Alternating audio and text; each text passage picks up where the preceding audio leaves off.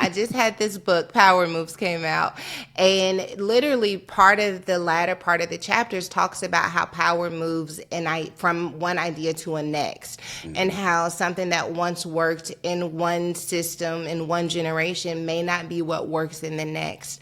I Mm-hmm. want to talk a little bit about succession, and not just familial succession, but as we see emerging leadership from millennials into workplaces where maybe boomers or Xers have had a particular way of doing things. We see technology changing the way things have done. We see quite literally power moving from one concept to another. What is one thing that you think an incoming generation must do in order to successfully expand what has already been done while also honoring the people who are maybe still in decision making positions?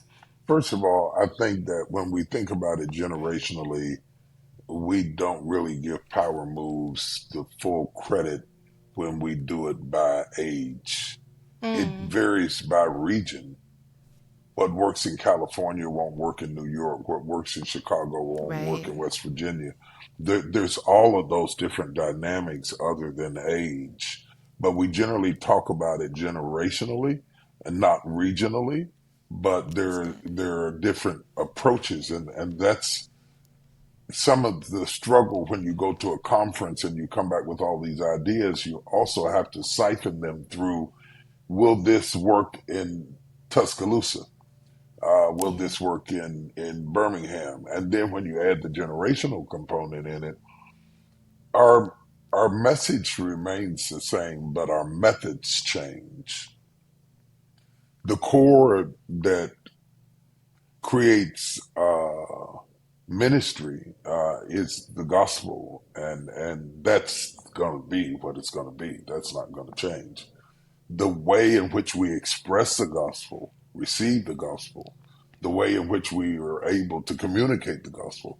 For example, the fact that we can stream. Paul never got to stream. He never got to tweet. He never got to post.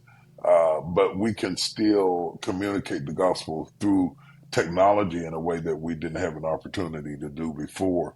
And in the local church setting, uh, church music is faddish, like all music. It goes through stages. And when you've lived a long time, you've seen a lot of stages. I've seen a lot. When I came along, the Caravans were before the Clark sisters, okay, and then the Clark sisters came along. They were contemporary. Now they're considered traditional, and the beat goes on. And then there's what's Christian music, mainstream worship music, all of the hymns, anthems. It's going to take on many iterations based on creativity and time. But again, the core remains the same. You can put bananas in cornbread, banana cornbread, but you can't leave out the cornmeal. There are some basic things that still are applicable as you try new things and do creative things that are unique not only to the generation but to the individual. I think you have to be true to who you are, not just true to who your generation is, but true to who you are. What do you bring to the table, irrespective of age? And then because you cannot move as a generation, you have to move as an individual who happens to be a part of a generation. But every person in that generation doesn't have the same giftings, the same talent, the same education, the same mentality, the same wisdom, the same charisma.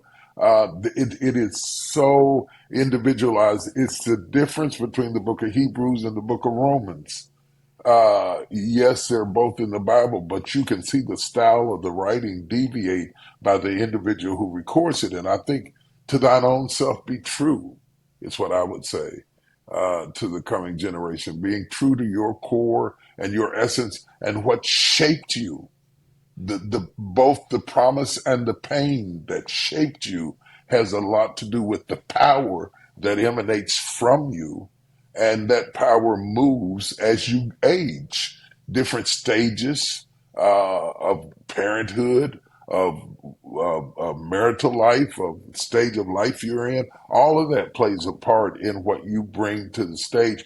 When you walk across the stage to that mic, every experience that you had leading up to walking across the stage walks with you. And those experiences continue to change, and your worldview changes. So your depth of revelation is in part based on the eyes that behold the text.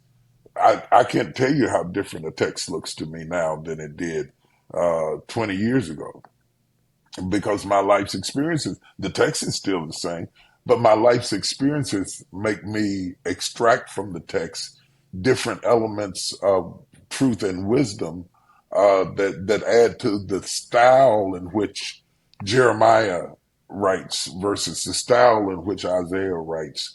From Isaiah to Ezekiel, who were primarily in the same era, but their style of expressing their revelation, their focus of what was important. Isaiah is talking a lot about the future. Ezekiel is talking a lot about the conditions that's going on in Israel at that time. Neither one of them are wrong.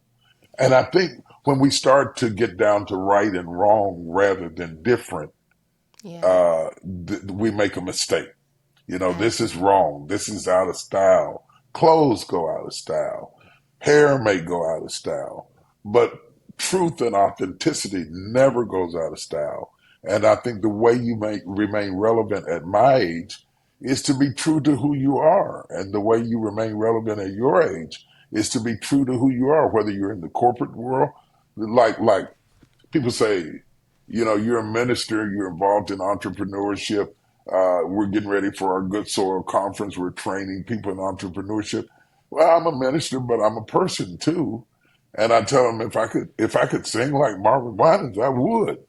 But that's not what God gave me, though he and I are pretty close to the same age. You know, I'm not going to be Rob Parsley, though we're the same age. I'm not going to be Creflo Dollar, though we're the same age. There are certain things that we have in common, but you can only give to people what has been given to you. As Jesus said, as the Father have loved me, so love I you. And so what has been poured into me is all that can pour out of me. And that changes at every day of your life, every meeting you go to, every country you visit. Your your vision expands of the world as you travel more, as opposed to somebody who's never left Buck Tussle. They got the same Bible, but their view of the world when they read the text is imaginary. But if you've been to the promised land, if you've been to Jerusalem, if you've been to Israel, your view expands as you expound the scripture.